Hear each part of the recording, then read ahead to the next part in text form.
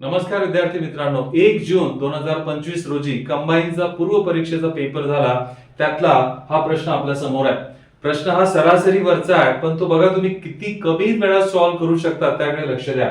एका वर्गातील संपूर्ण विद्यार्थ्यांचे सरासरी गुण 13 आहेत.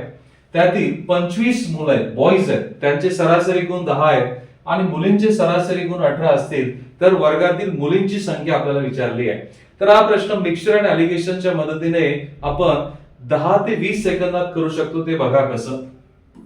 इथं मुले जे आहेत त्या मुलांचे सरासरी गुण तुम्हाला 10 दिलेत आणि मुली जे आहेत मुलींचे सरासरी गुण 18 दिलेत आणि पूर्ण वर्गाचे म्हणजे दोघांना एकत्र केलं तर पूर्ण वर्गाचे सरासरी गुण 13 आहेत. तर अशा प्रकारे हा प्रॉब्लेम सॉल्व्ह करताना अशी तिरकस वजाबाकी करून आपण मुलांचे गुणोत्तर आणि मुलींचे संख्येचे गुणोत्तर आपण काढू शकतो. बघा, तिरकस वजाबाकी 18 वजा 13 आणि दुसरा पद 13 वजा 10 म्हणजे बघा 5-3 या गुणोत्तरामध्ये मुले आणि मुली असणार आहे. मुलांची संख्या 25 आहे म्हणजे 5ने गुणलंय तर 3ला देखील 5ने गुणून टाका. 5-3-15. वर्गातील मुलींची संख्या ही 15 असायला पाहिजे.